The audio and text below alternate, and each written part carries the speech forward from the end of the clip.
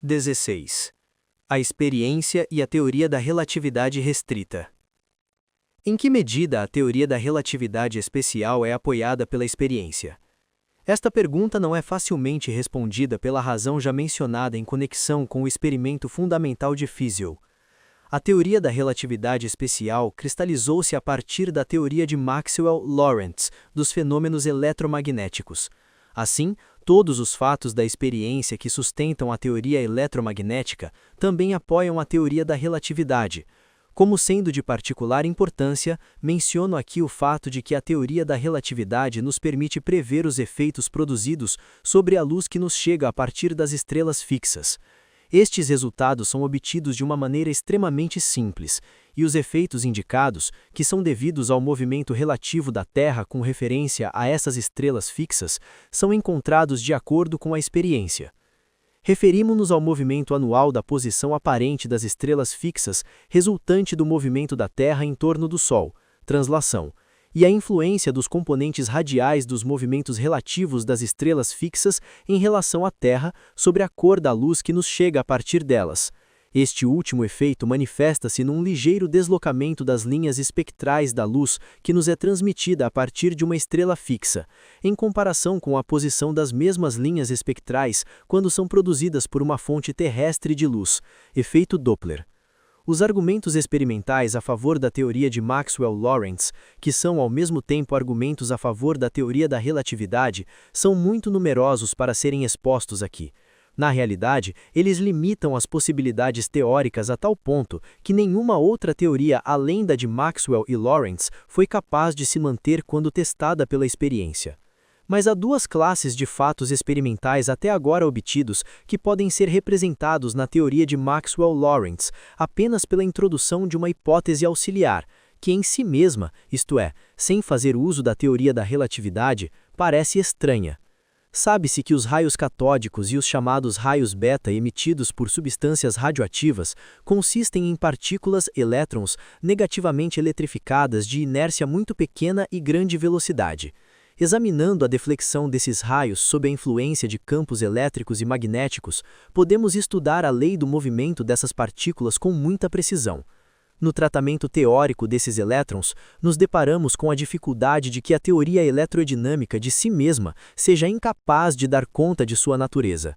Pois, como as massas elétricas de um signo se repelem, as massas elétricas negativas que constituem o elétron seriam necessariamente dispersas sob a influência de suas repulsões mútuas, a menos que haja forças de outro tipo operando entre elas, cuja natureza até agora permaneceu obscura para nós. Se assumirmos agora que as distâncias relativas entre as massas elétricas que constituem o elétron permanecem inalteradas durante o movimento do elétron, conexão rígida no sentido da mecânica clássica, chegamos a uma lei do movimento do elétron que não concorda com a experiência. Guiado por pontos de vista puramente formais, H. A. Lorentz foi o primeiro a introduzir a hipótese de que a forma do elétron experimenta uma contração na direção do movimento, em consequência desse movimento, o comprimento contraído sendo proporcional à expressão. Esta hipótese, que não é justificável por nenhum fato eletrodinâmico, nos fornece então esta lei particular do movimento que foi confirmada com grande precisão nos últimos anos. A teoria da relatividade conduz à mesma lei do movimento, sem exigir qualquer hipótese especial quanto à estrutura e ao comportamento do elétron. Chegamos a uma conclusão semelhante na seção 13, em conexão com o experimento de Fizeau, cujo resultado é previsto pela teoria da relatividade, sem a necessidade de recorrer a hipóteses quanto à natureza física do líquido. A segunda classe de fatos a que aludimos refere-se à questão de saber se o movimento da Terra no espaço pode ou não ser perceptível em experiências terrestres. Já observamos na seção 5 que todas as tentativas desta natureza levaram a um resultado negativo.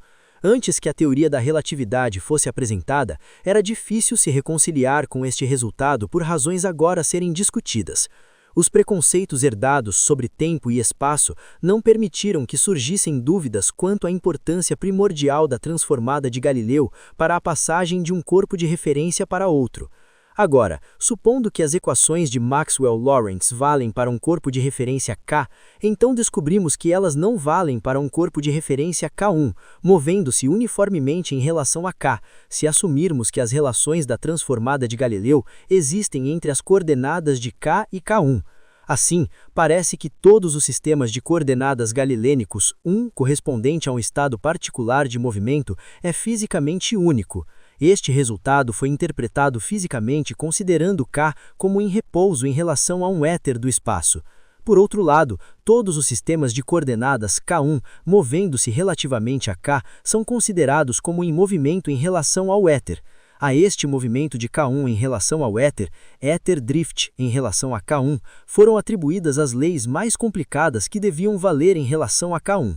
Estritamente falando, tal éter drift também deve ser assumido em relação à Terra, e por muito tempo, os esforços dos físicos foram dedicados a tentativas de detectar a existência de um éter drift na superfície da Terra.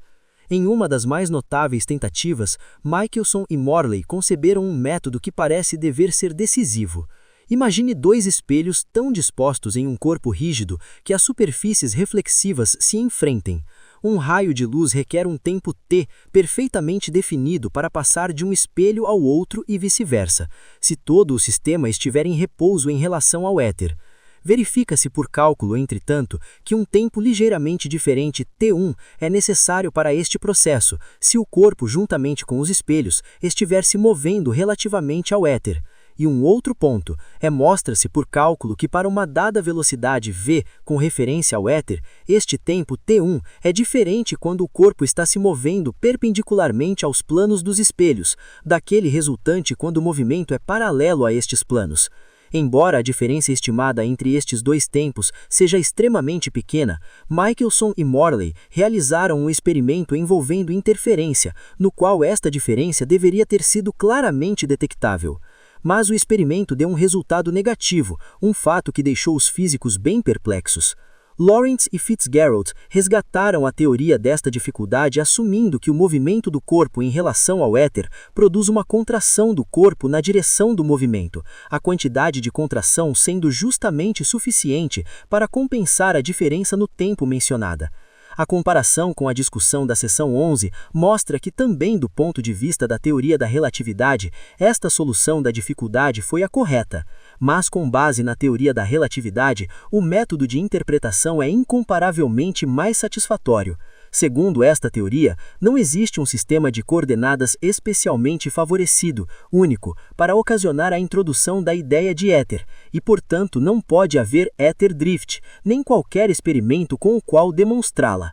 Aqui, a contração dos corpos em movimento decorre dos dois princípios fundamentais da teoria, sem a introdução de hipóteses especiais, e como fator primordial envolvido nesta contração, encontramos não o movimento em si, ao qual não podemos atribuir qualquer significado, mas o movimento em relação ao corpo de referência escolhido no caso em questão. Assim, para um sistema de coordenadas que se move com a Terra, o sistema de espelhos de Michelson e Morley não é encurtado, mas é encurtado para um sistema de coordenadas que está em repouso com referência ao Sol.